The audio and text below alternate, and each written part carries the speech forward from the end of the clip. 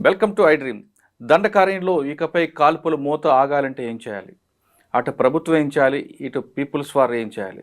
Maoist పార్టీకి నష్టం జరుగుతుందని ప్రకటనలు వస్తున్న నేపథ్యంలో పోలీసుల వైపు నష్టం జరగకుండా, మావోయిస్టు పార్టీకి నష్టం జరగకుండా ఇద్దరి మధ్యన వెళ్ళిపోతున్న ఆదివాసీల అభివృద్ధి కోసం ఏం చేయాలి?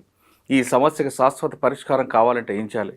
దీని విషయమై మనతో మాట్లాడడానికి మావోయిస్టు పార్టీ కేంద్ర కమిటీ మాజీ సభ్యుడు జంపన్న గారు ప్రస్తుతం అంత లైవ్లో ఉన్నారు. ఆయన అడిగి ఈ సమస్య పరిష్కారం అవుతుందా, ఈ దీర్ఘకాల యుద్ధాన్ని నడుస్తూనే ఉంటుందా, లేదు ఏం చేస్తే దీనికి పరిష్కారం దొరుకుతుంది? ఇటీవల జరిగిన దంతెవాడలో జరిగిన ఒక ఎక్స్చేంజ్ ఆఫ్ ఫైర్ అంటారా, లేదా యుద్ధం అంటారా అనే విషయాన్ని ఆయన అడిగి తెలుసుకుందాం. నమస్తే అన్న. నమస్తే అంటే దంతెవాడలో జరిగిన మన ఇష్యూలో 31 మంది ప్రాణాలు కోల్పోయారు. అది బాధాకర సంఘటన. అది మీరు అందులోంచి వచ్చారు కాబట్టి అందులో వీళ్ళందరూ మీ సహచరులే ఉంటారు బహుశా, నాకు తెలిసి. సహచరులు కోల్పోవడం పట్ల మీకు బాధ అనిపిస్తుంటుంది. వాళ్ళని అమరులు అవ్వడం కూడా మనం దాన్ని ఖండించాల్సిన విషయమే. ఇది ఎప్పుడు అండి? ఇవాళ ఈరోజు పార్టీకి జరిగింది, రేపొద్దున పోలీసులు చనిపోతుంటారు. ఇద్దరు మంది ఆదివాసులు, కొంతమంది మన జరిగిన సంఘటనలో కూడా 31 మందిలో సగం మంది ఆదివాసులు అనే విషయం కూడా వార్తల్లోకి వస్తున్నాయి. అంటే కొంతమంది మాత్రమే పార్టీ వాళ్ళు ఉన్నారు, అక్కడ ఏదో సమస్య కోసం వచ్చిన ఆదివాసుల మీద కూడా కాల్పులు జరగడం పట్ల వాళ్ళు కూడా చనిపోయారని వార్తలు వస్తున్నాయి. అంటే పోలీసులకి ఇటు పార్టీకి మధ్యన ఆదివాసులు నలిగిపోతున్నారు. దీనికి ఈ సమస్య పరిష్కారం ఏంటి? గవర్నమెంట్ చాలా క్లియర్గా చెప్తుంది, చర్చలకు వస్తే కరెక్టే, లేదు 2026 సరికి దీనికి పూర్తిగా ఫుల్ స్టాప్ పెడతామంటూ గవర్నమెంట్ ప్రకటించింది. ఇదంతా ఏ పని అంటారా? ఒకటి ఏంటంటే, ముందుగా స్పష్టం చేయాల్సిన విషయం, ఇప్పుడు జరుగుతున్న యుద్ధం ఇది. నేను మాట్లాడేది యుద్ధం అంటున్నాను. నేను ఇది ఎన్కౌంటర్ కాదు. యుద్ధం అంటే సాధారణంగా అంతర్గత యుద్ధమా? అంతర్యుద్ధం. అంతర్గత యుద్ధం కాదు, అంతర్యుద్ధం అంటే దేశం లోపల ఇంటర్నల్ గా జరుగుతున్నది. ఇది ఎక్స్టర్నల్ గా అంటే విదేశాలతోటి మన భారతదేశం యుద్ధం చేయటం లేదు. ఇది భారతదేశం లోపల యుద్ధం జరుగుతుంది. ఎవరి మధ్యన అంటే ప్రజల తరఫున. ప్రజలంటే కూలీలు, కార్మిక వర్గం, రైతాంగము, తర్వాత వివిధ ఉద్యోగస్తుల తరపున. అంటే ఆ పార్టీ, మావోయిస్ట్ పార్టీ ఏదైతే తన యొక్క డాక్యుమెంట్ 40 ఏళ్ల కాంచి ఏదైతే రాసుకున్నదో, ఆ డాక్యుమెంట్ యొక్క ప్రకారంగా ఆ పార్టీ ఎవరి తరఫున ఉంది? పీడిత ప్రజల తరఫున. అంటే భూస్వాములకు వ్యతిరేకంగా, పెట్టుబడిదారులకు వ్యతిరేకంగా ఆ పార్టీ సాయుధ పోరాటాన్ని ఆరంభించింది. అంటే ఒకప్పుడు శాంతియుతంగా సాధారణ పద్ధతిలో పోరాడిన పార్టీ ఆ తర్వాత సాయుధ పోరాటం అంటే ఏంటిది? దీర్ఘకాలిక ప్రజాయుద్ధం. అంటే స్పష్టంగా ఆ పార్టీ దీర్ఘకాలిక ప్రజాయుద్ధం ద్వారానే ఈ దేశంలో విముక్తి సాధించి, అంటే ఆ పార్టీ అనుకునే లక్ష్యం నూతన ప్రజాస్వామిక విప్లవం, ఆ తర్వాత కమ్యూనిజాన్ని నిర్మించాలని ఒక లక్ష్యాన్ని పెట్టుకుంది అది. అయితే ప్రారంభంలో రాజకీయ ప్రచారం కొనసాగించింది, కొన్ని ప్రజా పోరాటాలు కొనసాగించింది. ఈ క్రమంలో అంటే రాజ్యం, అంటే 1984కు ముందే రాజ్యం ఏంటిది ఇక్కడ అంటే మన ఆంధ్రప్రదేశ్లో, ఆనాడు ఆంధ్రప్రదేశ్ ప్రభుత్వం ఏదైతే ఉందో, ఎన్కౌంటర్లు అంటే ఎవరిని? బూటకం ఎన్కౌంటర్లు. అవి ఎన్కౌంటర్ మీనింగ్ ఏంటంటే బూటకం ఎన్కౌంటరు.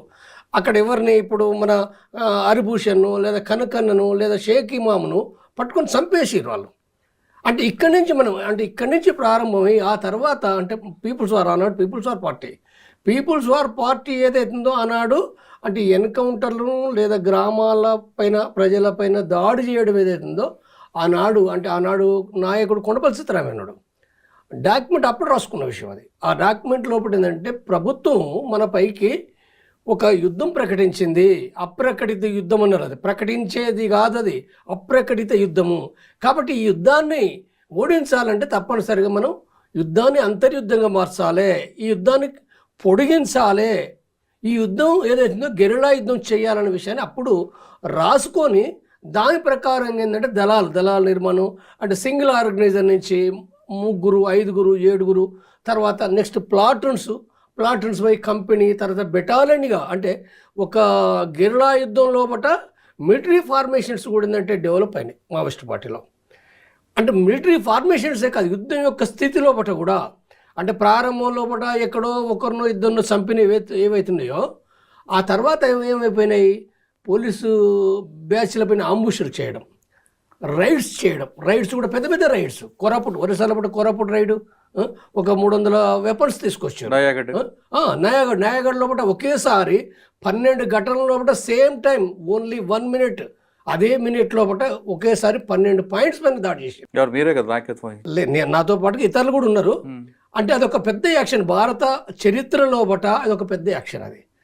అంటే ఇది ఏదైతుందో అంటే యుద్ధ రంగం లోపట ఒక ఉన్నత స్థితికి పోవడం అనేది వాస్తవంగా ఆ పార్టీ ఒక లక్ష్యం ప్రకారంగా ఇంకా చాలా అడ్వాన్స్ కావాలి. చాలా అడ్వాన్స్ అంటే గెరిలా యుద్ధం చరణ యుద్ధంగా పోవాలి, గెరిలా యుద్ధం రెగ్యులర్ వార్ఫేర్గా పోవాలి. అంటే ఒక వంక ఈ యుద్ధం అనేది ఒక వంక ఇది తీవ్రం కావాలి. మిలిటరీ ఫార్మేషన్స్ ఏవైతున్నాయో మిలిటరీ ఫార్మేషన్స్ ఓన్లీ బెటాలియనే కాదు, అది ఇంకా చాలా ఉన్నత స్థాయికి పోవాలనేది ఏందో అది చాలా స్పష్టంగా నిర్ణయించుకొని తన డాక్యుమెంట్లు రాసుకుంది, తన కేడర్కు ఎడ్యుకేట్ చేసుకుంది, దానికి తగిన విధమైన శిక్షణను ఇచ్చింది. అది వివిధ సందర్భాల్లో కూడా బహిరంగంగా కూడా ఆ విషయాన్ని ప్రకటించింది, ఎక్కడ కూడా దాపరికం లేదు. అంటే ఇదొకటి. అంటే నేను ఇప్పుడు యుద్ధం అని ఎందుకంటున్నాను అనుకున్నప్పుడు సేమ్ ఇదే టైం లోపట 1985 లోపట ఈ ఆంధ్రప్రదేశ్ ప్రభుత్వం కావచ్చు లేదా కేంద్ర ప్రభుత్వం కావచ్చు ఆనాడు ప్రకటించింది ఏందో అది అప్రకటిత యుద్ధము. అంటే అది యుద్ధం అని ప్రకటించది. ఆనాటి నుండి ఈనాటి వరకు కూడా ఏంటంటే యుద్ధం ప్రకటించది. కానీ చేస్తున్నది ఏంటంటే అది అంటే ఇప్పుడు ఎన్కౌంటర్ అంటుండ్రు. ఎన్కౌంటర్ అంటే ఏంటిది? చాలా సింపుల్. అది ఎన్కౌంటర్ అంటే ఆత్మరక్షణ కోసం తమను తాము రక్షించుకోవడానికి ఎక్స్చేంజ్ ఆఫ్ ఫైర్. ఎక్కడిది? ఇప్పుడు నిన్నటి ఘటన ఉంది. ఇప్పుడు దంతవాడ లోపల అబూజ్మాడ్ లోపల జరిగిన ఘటన అది ఏం ఎక్స్చేంజ్ ఫైరు? ఎక్స్చేంజ్ ఫైర్ కదా. దాన్ని అంటే ఈ ఘటననే చాలా విషయాలు మనం చెప్పొచ్చు, కానీ ఈ ఒక్క ఘటన కనుక మనం దాన్ని పరిశీలిస్తే అంటే ఈ ఘటన లోపల ఇప్పుడు మనం స్వయంగా మనం పోయి చూడలేదు, వాళ్ళు ఇచ్చిన రిపోర్ట్స్ ఆధారంగానే ఇప్పుడు ఇంటర్వ్యూ ఇచ్చారు, కమాండెంట్ మాట్లాడిండు. అంటే 3 రోజుల క్రితం రిపోర్ట్ వచ్చింది వాళ్ళకు. నారాయణపూర్ నుంచి దంతవాడ నుంచి పోలీసు బలగాలు 1200 మంది చుట్టుముట్టారు వాళ్ళు ఒక ప్లాన్డ్గా. వాళ్ళకి ఎక్కడి నుంచి వచ్చింది ఇన్ఫర్మేషన్? ఒక వంక కవర్స్ ద్వారా వచ్చింది. రెండవది అంటే ఈ ఏదైతే ఎలక్ట్రానిక్ ఇంటెలిజెన్స్, ఎలక్ట్రానిక్ డ్రోన్లు స్పష్టంగా అనేక సందర్భాల లోపల కూడా వాళ్ళు డ్రోన్లు ఉపయోగిస్తారు. డ్రోన్లు రెగ్యులర్గా డ్రోన్లు తిరుగుతున్నాయి. డ్రోన్లు ఓన్లీ ఇంటెలిజెన్సే కాదు, డ్రోన్లు దాడులు చేయడానికి ఉపయోగిస్తారు. అనేక సందర్భాలు మనకు రుజువులు కూడా ఏమొచ్చినాయి? అసలు ఆ బాంబింగ్ వేస్తే గ్రామ ప్రజలు చనిపోయినారు చాలా సందర్భాల. అనేకమైన రిపోర్ట్స్ కూడా వచ్చినాయి. ఇప్పుడు వాళ్ళు చెప్పకపోవచ్చు, వాళ్ళు ఇప్పుడు మేము డ్రోన్స్ ఉపయోగించిన విషయం చెప్పకపోవచ్చు, కానీ ప్రాక్టీస్లో జరిగింది. ఎందుకు జరిగింది అని అంటున్నట్టు నేను అంటే వీళ్ళు 1200 మంది పోయిర్రు. 12 మంది పోయిర్రా 12,000 మంది పోయిర్రా అనే సమస్య కాదు అది. కానీ అక్కడ వాళ్ళు ఒక 60-70 మంది మావోయిస్టు పార్టీ PLJ బలగాలు ఉన్నాయి వాళ్ళకాడ. అంటే పోల్చుకున్నప్పుడు వీళ్ళతో పోల్చుకుంటే వెపన్స్ కొంత వీకే అయినప్పటికీ కానీ ఈ దాడి ఏదైతుందో ఈ దాడి లోపల పోలీసు బలగాలు ఏంటిది అనేక సందర్భాలు దీంట్లో కాదు, వాళ్ళు సెల్స్ ఉపయోగిస్తున్నారు, గ్రెనేడ్స్ ఉపయోగిస్తున్నారు, అంటే మోటార్స్ ద్వారా రాకెట్ లాంచర్ ద్వారా ఈ బాంబింగ్ చేస్తున్నారు. అంటే కింది నుంచి చేస్తున్నారు, పైనుంచి చేస్తున్నారు. తర్వాత మరొక వంక వెపన్స్ ఏతున్నాయో చాలా సోఫిస్టికేటెడ్ ఆటో వెపన్స్, అంటే తూటాలకు తక్కువ లేదు. తర్వాత వెపన్స్ ఏవైతున్నాయో ఆటో వెపన్స్ ఏతుందో అవి కంటిన్యూగా రాపిడ్ ఫైర్, అంటే 100 మంది చుట్టుముట్టి రాపిడ్ ఫైర్ చేసినప్పుడు ఇంక ఎక్స్చేంజ్ ఆఫ్ ఫైర్ ఏమున్నది అందులో? ఆ ఫైరింగే అంటే నువ్వు పోవడమే, వాళ్ళని చంపేయడము, నిర్మూలించడము అని అనుకున్నప్పుడు అంటే ఇదేంటిది? ఇది ఎక్స్చేంజ్ ఆఫ్ ఫైర్ కాదు. ఇది నువ్వు రక్షించుకునేది కాదు, నువ్వు దాడి చేస్తున్నావు. ఈ దాడి ఏముంటుంది? ఇది మిలిటరీ భాషలో రాజకీయ నాయకులు ఏం మాట్లాడుతున్నారు కాదు, మిలిటరీ భాషలో బట్టి ఇది వార్, ఇది యుద్ధం. అంటే వాస్తవంగా ఈ యుద్ధం అనేది ఏదో యుద్ధం నువ్వు ఎందుకు చెప్పుకోలేకపోతున్నావు? ఇప్పుడు 85 నుంచి అంటే 40 సంవత్సరాలుగా యుద్ధం జరుగుతుంది. ఇది అంటే క్రమంగా చిన్న స్థాయి నుంచి ఒక ఉన్నత స్థాయికి పోయింది. ఇప్పుడు అంటే మొన్న జరిగిన దంతెవాడది యుద్ధం అని మీరు అంటున్నారు. అవును, బూటకు ఎన్కౌంటర్ అని పౌర హక్కుల సంఘాలు అంటున్నాయి, పోలీసులు మాత్రం ఎన్కౌంటర్ అంటున్నారు. ఈ మూడిట్లో ఏ పదం వద్దని వాడాలి? నేను చెప్పేది ఇది యుద్ధం.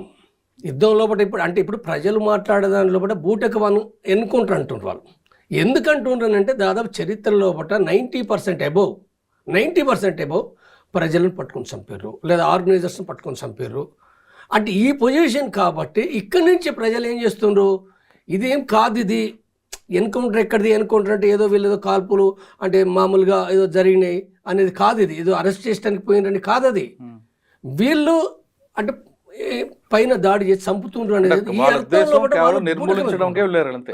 మీరు అన్నట్లుగా పార్టీలో ఉన్న సభ్యులందరూ నిర్మూలించడానికి వెళ్ళారు తప్ప ఎక్స్చేంజ్ ఆఫ్ ఫైర్ కాదు, అరెస్ట్ కాదు, ఏం కాదు.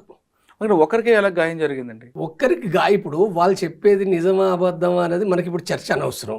కానీ నేనేం చెప్తున్నానంటే యుద్ధం అనుకున్నప్పుడు తప్పనిసరి గాయపడాలి చనిపోవాలని రూల్ ఏం లేదు యుద్ధంలో.